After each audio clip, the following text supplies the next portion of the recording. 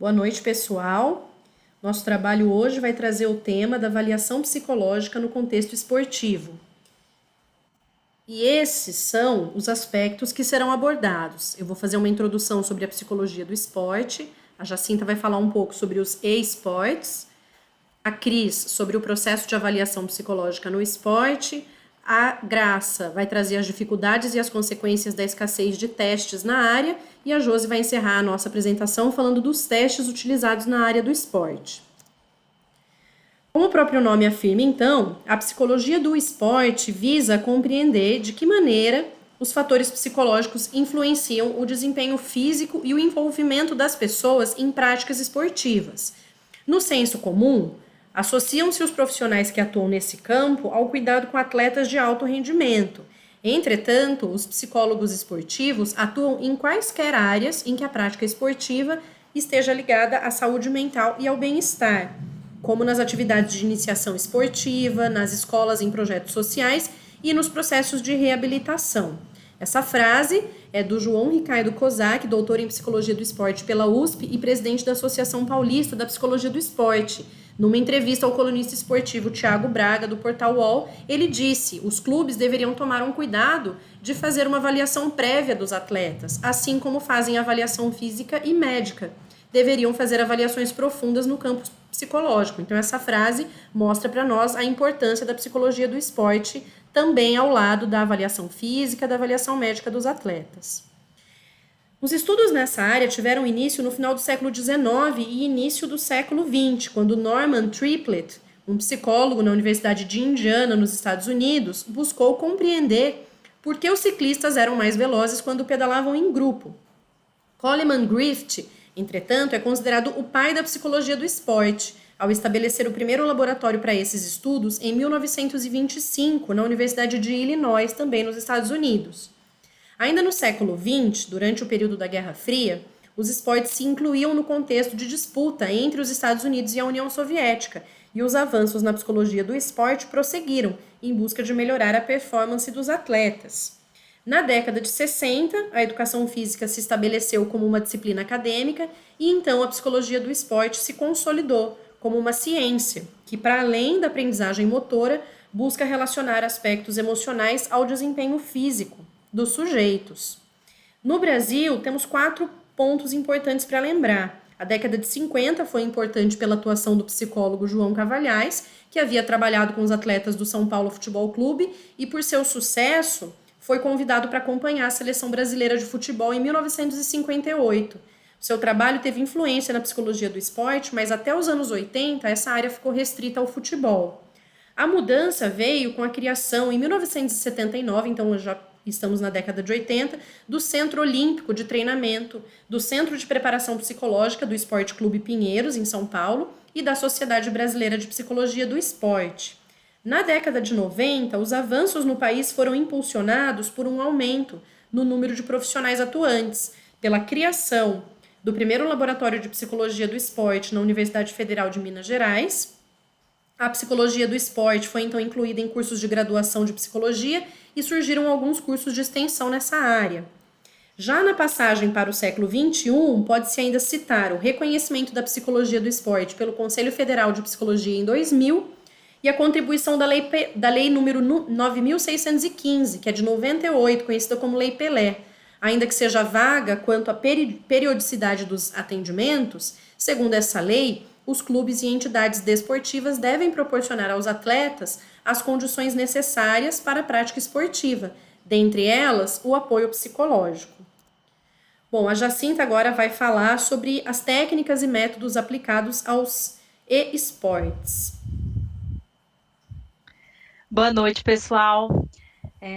Como a Marina já abordou, eu vou trazer o esporte, que é o esporte eletrônico, uma modalidade que vem conquistando espaço dentro do esporte, né, se destacando em relação aos esportes clássicos. O primeiro evento competitivo desse esporte eletrônico foi organizado em 1972 na Universidade de Stanford, nos Estados Unidos, e é uma modalidade que vem conquistando espaço como um esporte de rendimento, ao contrário de antes, que eram vistos apenas como atividades recreativas. A atuação da psicologia nessa modalidade é de suma importância, né? Considerando que são jogos que exigem muito do participante em relação aos aspectos emocionais, cognitivos e neuromotores. Nesses casos, os psicólogos eles ajudam os atletas a aumentarem o seu rendimento, as habilidades cognitivas, como a atenção, a concentração, o foco, percepção, memória, além do controle emocional, que é a ansiedade, a autoconfiança, a harmonia entre o grupo, entre outros fatores. Assim, vemos que os jogos e competições eletrônicas também são pertinentes à área da psicologia do esporte. Em jogos de competição, se observa sempre que muitos atletas eles apresentam nervosismo excessivo, indiferença ou até mesmo apatia. E nessa modalidade de eletrônicos, é notório o aumento da ansiedade e o desgaste mental, né? Daí entra a importância do psicólogo para o desenvolvimento de técnicas que auxiliem o atleta no aperfeiçoamento dos elementos técnicos, táticos e entre outros. Eles desenvolvem alguns passos que segue o primeiro como percepção dos problemas fundamentais, comprovados na prática. Depois, a determinação dos requisitos psicológicos, que permitem a regulação das ações que representam deficiência. Um terceiro passo, um diagnóstico dos mesmos, né? A seleção das tarefas para o desenvolvimento daqueles que apresentam dificuldade. Depois, a organização racional das tarefas em função dos objetivos propostos dentro do sistema de preparação psicológico do atleta. Um sexto passo, que é o controle da utilidade das tarefas aplicadas através de novos diagnósticos, tanto dos requerimentos psicológicos, quanto das ações e as condutas que apresentam dificuldades. E o sétimo passo e último, que é a correção do planejamento ante novas dificuldades ou permanência de erros fundamentais. Após todos esses passos realizados, o psicólogo ainda pode utilizar o modelo SMART, que são algumas perguntas, né, para acompanhar o desenvolvimento do atleta. O S, né, que se relaciona com o objetivo específico que ele quer alcançar, e daí vem a pergunta: o que você quer alcançar? O M, que é apresentado pelo objetivo mensurável, né, se refere a metas que podem ser medidas, como você vai saber que alcançou. As metas alcançáveis, representado pelo A, que são as metas possíveis de serem alcançadas pelos jogadores, como a pergunta: posso alcançar esse objetivo? Depois a meta realista, né, que é representada pelo R. Aqui os objetivos que o jogador traça devem ser alcançáveis e realistas.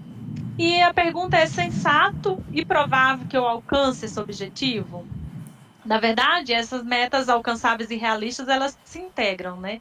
Se a gente bem observar. Depois o tempo hábil, né, que é representado pelo T, que é o tempo que ele levará para alcançar o seu objetivo. Quando vem a pergunta: em quanto tempo eu consigo esse objetivo? Ou seja, é extenso o leque que engloba as técnicas da psicologia do esporte, né, e nessa modalidade. Essas são apenas algumas que compõem esse leque, tá? Daí eu trago os métodos, que são treinamento mental, onde a habilidade psicológica, onde o psicólogo faz treinamento de habilidade psicológica para melhorar a sincronia entre a mente e o corpo. Assim como as habilidades físicas precisam ser repetidas milhares de vezes, as habilidades psicológicas também. E isso faz focalizar a concentração, aumentar a confiança e manter a motivação. A imaginação, né, que é outro método, onde ele faz o jogador imaginar como será a competição e, dentro dessa imaginação, fazer o planejamento das suas ações. Este processo é seguido de 3 preposições: estímulo, resposta e significado. Por exemplo, para os competidores de jogos eletrônicos, esses estímulos são significantes, né? Pois eles não têm plateia como estímulo, ele não tem aquela galera gritando ali, energizando todo o ambiente. Então, a autofala, depois, é outro método, que ele é para auxiliar o atleta a deslocar rapidamente o seu foco da atenção de um estímulo para o outro, como, por exemplo, uma competição de jogos de tiro, onde o alvo será a cabeça dos personagens. Aí o jogador fala: cabeça.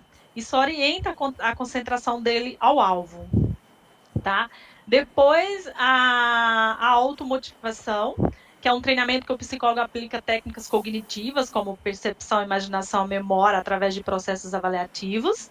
E as motoras, a automotivação motora, que atuam contra o desânimo e a motivação, utilizando os processos de movimento.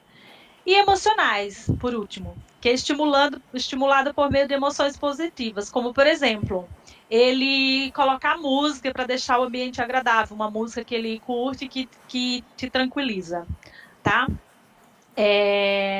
Passo agora a palavra para a Cris, dar continuidade à nossa apresentação. Boa noite, pessoal. Vou falar um pouquinho do processo de avaliação psicológica no esporte. Bom, ele tem como objetivo compreender o atleta, o sujeito, de uma forma integrada, abrangente, profunda e complexa, a fim de melhorar o seu desempenho então, físico, emocional e social para a realização do esporte.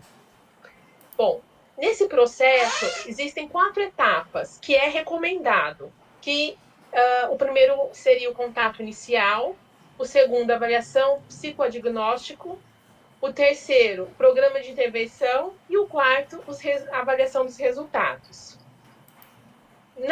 No contato inicial, nem sempre é o atleta que contrata o psicólogo, às vezes é uma equipe técnica. Então, esse é o contato inicial, compreende, então, a apresentação à equipe, e é um momento de criar um vínculo com o atleta e toda a equipe. Então, é um momento de conhecê-los, saber os seus objetivos, e aí o psicólogo vai falar, né, de como que ele trabalha, enfim. E aí, na compreensão desse objetivo, vai buscar compreender as características dos esportistas, que inclui idade, competição, históricos, recursos, apoio, enfim. Os requisitos técnicos do esporte, que inclui detalhes da competição, calendários, requisitos físicos, psicológicos e objetivos que eles querem alcançar a médio, curto e longo prazo. Na avaliação, na próxima etapa, que seria a avaliação psicodiagnóstica, então corresponde a uma coleta de um maior número de informações possíveis e é a base para reestruturar o programa de intervenção. Então, essa coleta ela pode ser individual e em grupo. Na coleta individual, inclui a anamnese, aqui realiza-se os testes psicológicos. Já na avaliação em grupo, a utilização de inventários adicionais, sociometria e observação da conduta do grupo. Então, essa é uma fase que é caracterizada como um momento em que o psicólogo conhece melhor os atletas com quem vai trabalhar, ok? Lembrando que nem sempre é um só atleta, às vezes é uma equipe, são vários atletas. Então, nessa avaliação psicodiagnóstica tem que ser feita com cada um e a intervenção não necessariamente vai ser a mesma, obviamente, né? Então, no próximo, que é o programa de intervenção, o psicólogo ele vai apresentar um cronograma de execução para intervenção psicológica, o qual deve estar inserido na periodização do treinamento da equipe, tá ok? Então, é necessário que crie uma corresponsabilidade de toda a equipe para poder implantar e executar esse cronograma que vai ser apresentado, que vai ser discutido e pode ter até alguns ajustes. Assim como na fase anterior, em que a coleta ocorre individualmente e em grupo, aqui também a intervenção ela pode se dar em 2 frentes de atuação, podendo ser em grupo ou individual. Na sessão em grupo, ocorre semanalmente em busca de promover discussões de temas específicos. Aqui também pode se realizar intervenção psicodiagnósticas, ok? Onde o psicólogo ele vai apresentar conceitos como ativação, ansiedade, estresse, motivação, dentre outros, para dar suporte para os atletas no seu desenvolvimento aí. E nas sessões individuais, elas são esporádicas, de acordo com a necessidade, e pode ser solicitado tanto pelo técnico como pelo atleta, ou pelo próprio psicólogo, se ele observar uma necessidade. E, por fim, então, avaliação dos resultados, em que aqui vai se avalizar, então, os resultados que foram implantados, foram obtidos com a intervenção, e isso vai poder indicar alguma mudança, alguma reestruturação no programa, suscitar algum novo teste, Então, deve atender então, as necessidades individuais e do grupo, tá ok? Então, eu passo agora a palavra para a Graça.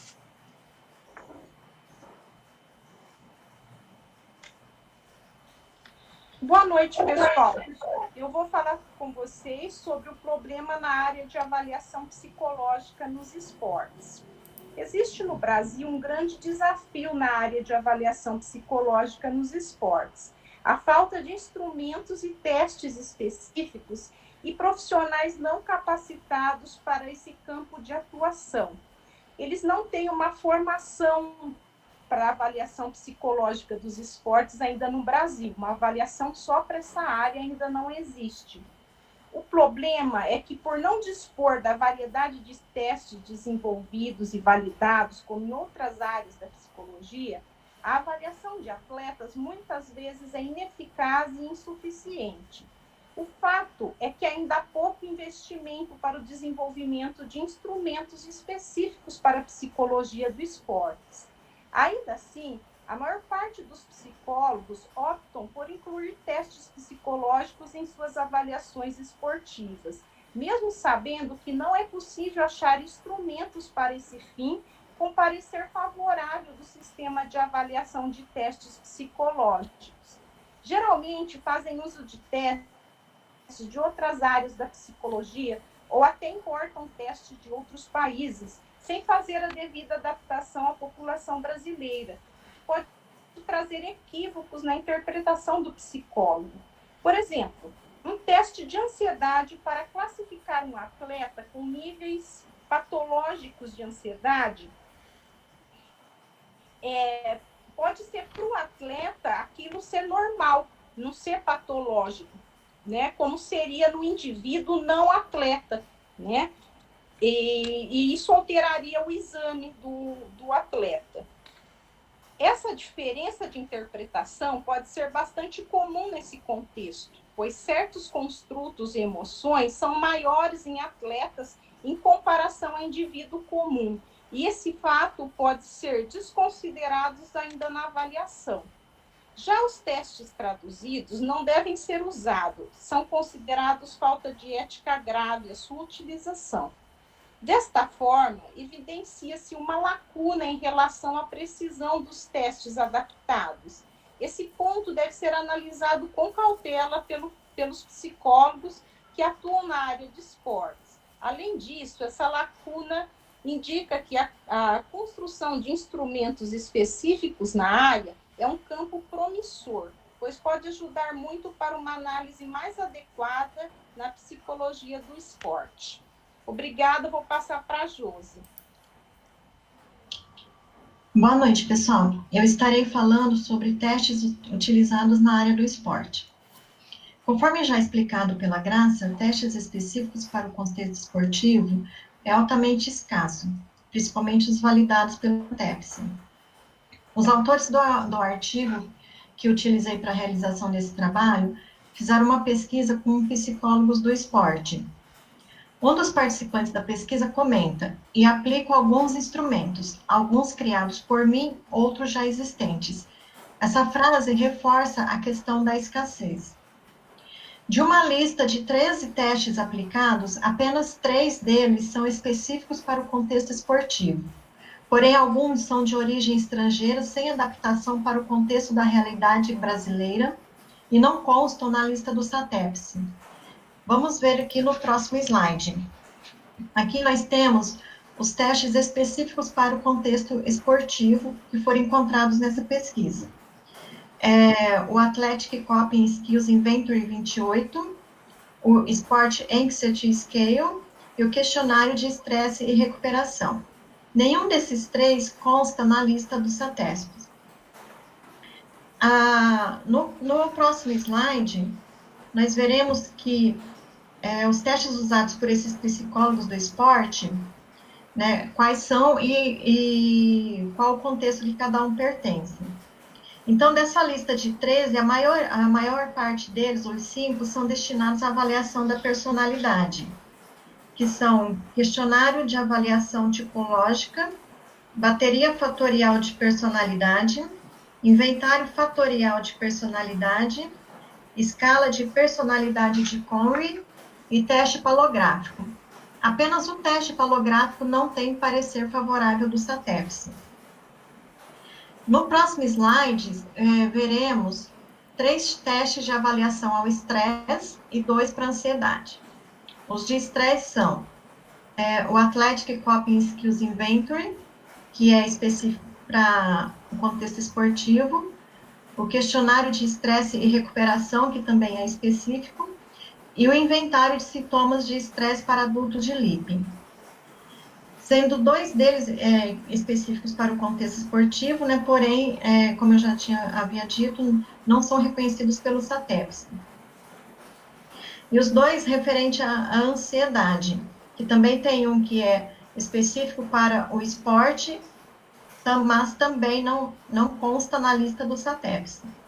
Aqui nós temos o inventário Beck de ansiedade e o Sport Anxiety Scale. No próximo slide, nós teremos os 3 últimos testes mencionados pelos participantes na pesquisa, que é um referente à raiva, né, para avaliação de raiva. Esse é reconhecido pelo SATEPS, que é o inventário de expressão de raiva como expressão e traço. Temos um para avaliação de humor, que é estrangeiro e não consta na lista do SATEPS, que é o Profile of Moods States. E temos um que é de atenção, que tem o parecer favorável do SATEPS, que é a bateria psicológica para avaliação da atenção, que avalia 3 tipos de atenção, que é a concentrada, dividida e alternada. Como podemos ver, a maioria dos testes são de outras áreas. Vale lembrar que a validade de um teste deve ser sempre específica no contexto para o qual foi desenvolvido, pois a utilização de testes de outras áreas pode prejudicar não só o trabalho do atleta avaliado, mas também de toda a comissão técnica. O processo de avaliação é composto por vários procedimentos de coleta de informações do indivíduo e não apenas por testes psicológicos. Estudos apontam a necessidade de uma equipe multidisciplinar no ambiente esportivo, para que haja diagnóstico específico com menor margem de erro em relação à modalidade e aos atletas em situação de competição, possibilitando melhor performance do atleta em diferentes aspectos, que envolve não apenas o seu desempenho enquanto esportista, mas também sua saúde mental. Obrigada a todos. Estamos à disposição para eventuais dúvidas.